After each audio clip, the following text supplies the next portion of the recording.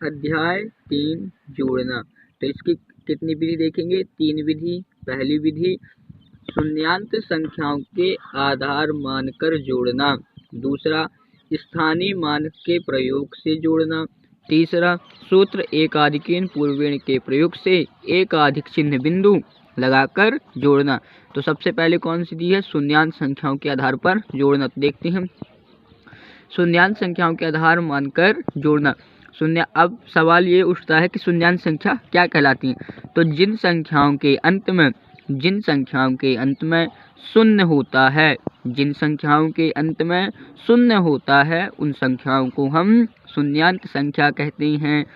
जैसे 10, 20, 30, 40, 50, 60, 70, 80, 90, 100, 200, 300, 400, 500, 600 आदि। इन शून्यान्त संख्याओं में अन्य संख्या जोड़ना बहुत सरल होता है। दो संख्याओं को जोड़ते समय हम शून्यान्त संख्या का प्रयोग सरलता से जोड़ प्राप्त कर सकते हैं। उदाहरण एक देखते हैं। जैसे यहाँ लिखा है 29 प्लस 11। तो 29 में 1 जोड़ोगे तो क्या हो जाएगा? 30 हो जाएगा। और वो जो 1 चला जाएगा तो वहाँ क्या बचेगा? 10 बचेगा। तो 30 और 10 40। हम बहुत ही सरलता के साथ आंसर दे सकते हैं और बहुत जल्दी ही मौखिक जोड़ भी कर सकते हैं। कुछ मौखिक सवाल देखते हैं। कुछ अभ्यास 1 मौखिक। तो यहाँ लिखा है 19 प्लस 11। 19 में 1 जुड़ेगा तो कितना हो जाएगा? 20 और 10 30। तो आंसर क्या आ जाएगा? 30। 18 प्लस 12। तो 8 में 2 जुड़ेंगे तो कितना हो जाएगा? 8 2 10। तो कितना हो जाएगा? 20। अब 20 10 30। 17 प्लस 13। 17 प्लस 13। 7 में 3 जोड़ देंगे तो कितना हो जाएगा? 7 3 10।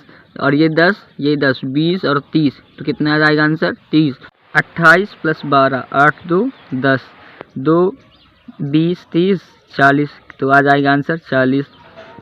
27 प्लस 13।